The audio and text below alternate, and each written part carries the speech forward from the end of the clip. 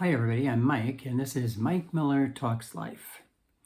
Today's quote: do you have the essential rhythm? It's more of a question. Inc. magazine did a report on the mental health of people in the corporate world, and they talked about a lot of things. One was 56% of the people aren't getting the mental health care they need. The majority are under stress. Work productivity is low. Stress at home is high. Families are fragile and fragmented. And in general, people are just in a mess. And there are many things that can be done to correct this scenario, solve these problems. And yet one thing that Inc. Indicated would be a great benefit they felt was if people would get back to the discipline of a Sabbath, a regular break every week. They discovered that those who took this regular break every week saw how it reduced stress. There was more physical improvement, reduced inflammation, a risk of heart disease. It boosted their immune system, restored mental energy, boosted their creativity, made them more productive, and improved their family life. And I totally agree with the transforming power of the Sabbath. Christians have looked at this Sabbath for many, many, many years as something sacred, important to us. But I don't want to talk about the Christian emphasis of Sabbath. I want to look at just the mere benefits of this essential rhythm that we are designed for. It is an amazing gift from God to everybody.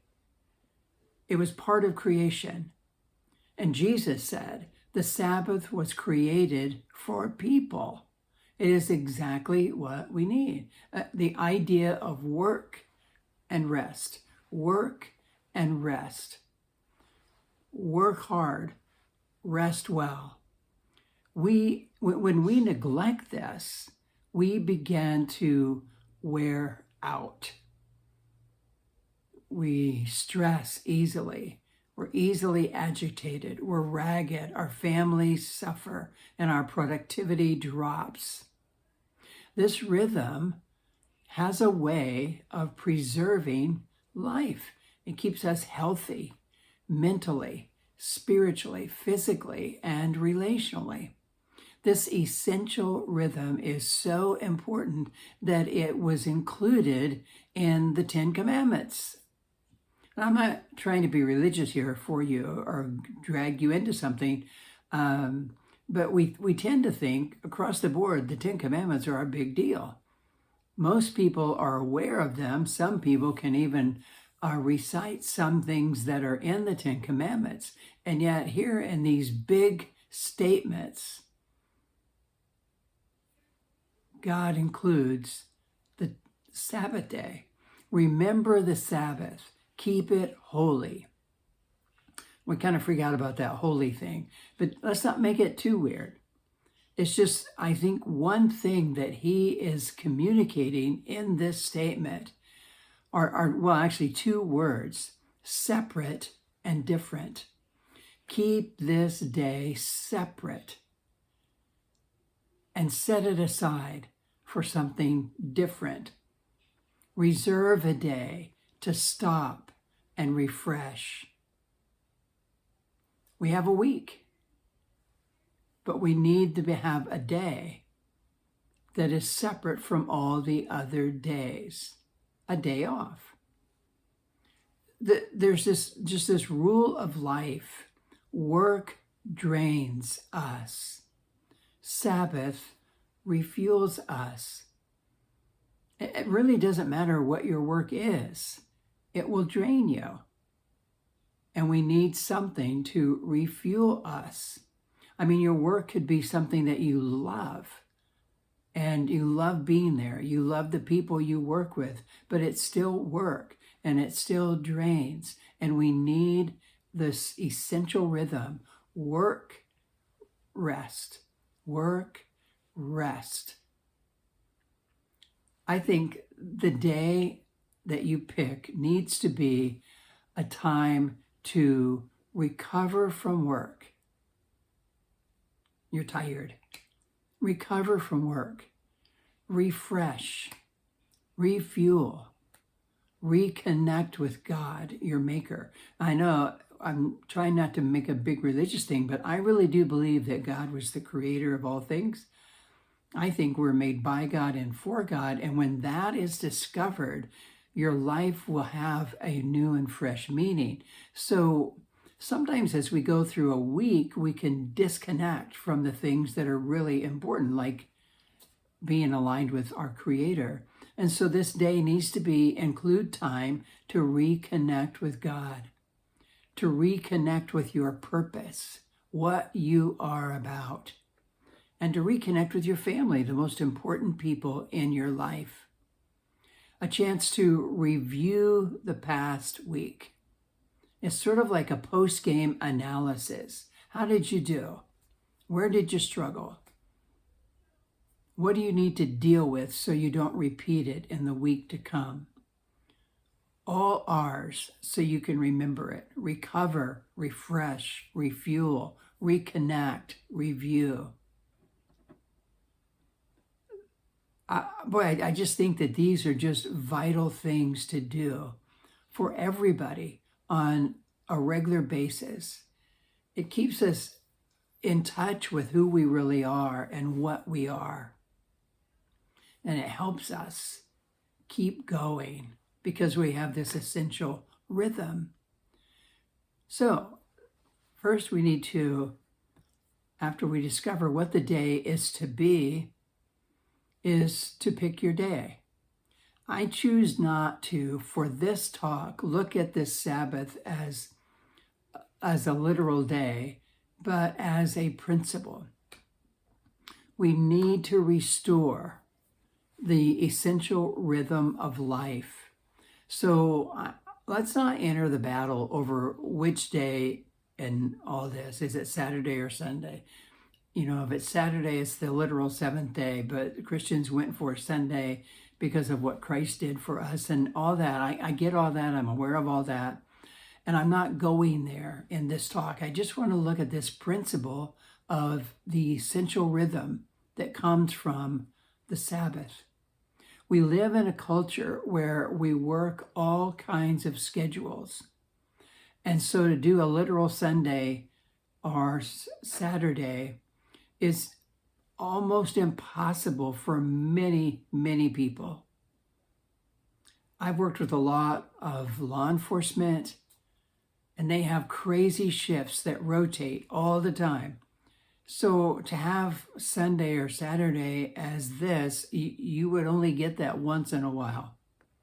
Military is the same way. And so I think instead of trying to nail it down to and be literal, I want to point out, just live by the Sabbath principle of tapping into this essential rhythm that God created us for and created for us. A lot of people use Sunday, and if you're a person of faith, that's a great day because it can be a time to refresh and reconnect with God because you're going to church. And the church service should be designed to provide that. As when I was a pastor for 41 years, Sunday was a work day. And so it wasn't a chance to refresh and recover and reconnect. It was a day of work. So I had to pick another day to manage this. So pick your day and plan it. If we don't plan for a good day off, we will not have a good day off. It will just be a day that we zone out or we rush to get all of our errands done. And you want to use your time wisely. most of us get 2 days off. Some don't, but so there's a lot to do. So you want to make sure in your plan that you have time for yourself, time for your family, and time for spiritual renewal. And I even think if you're going to start doing this, that your family can be involved in the planning, because it's going to be something that benefits them as well. So ask yourself, what refreshes me? What refuels me? What helps me reconnect with my Maker, with the spiritual part of my life, with my purpose, who I am and what I'm for, my key relationships? What helps me reconnect?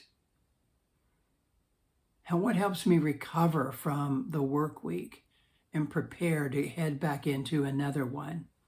It can be working in the garden. It can be art, paint, sculpture, photography, music, reading.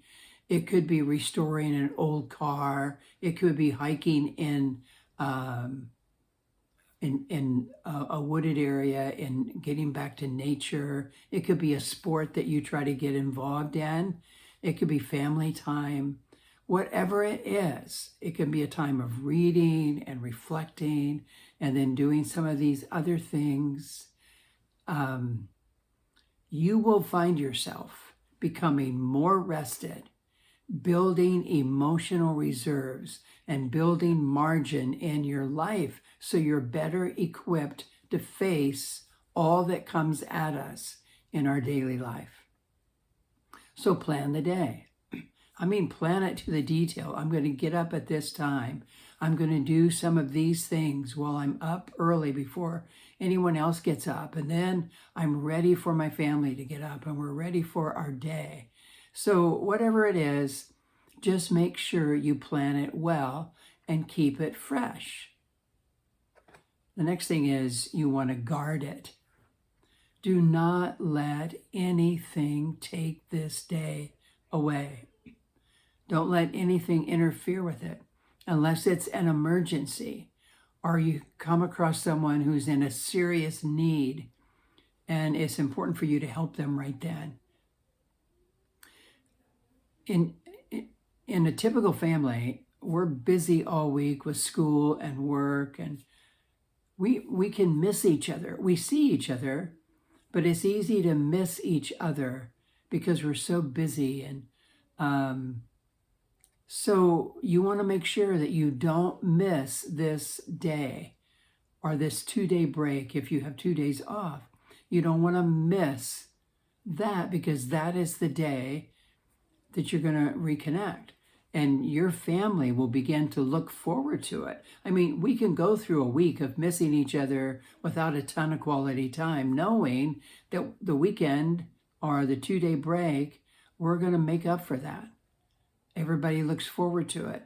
And it's a very healthy thing to do. So guard it, protect it.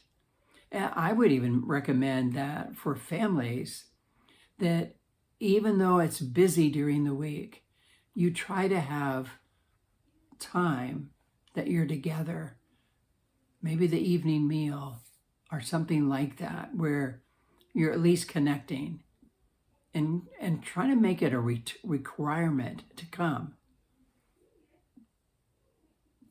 The Sabbath is an amazing gift from God. I see him as our creator, as I said.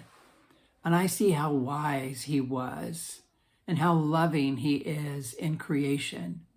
Not only to make stuff, but to design things that we will need to thrive in our life. And this idea of rhythm, work, rest, a time to refresh, refuel, recover, and reconnect. Review our life, work, rest.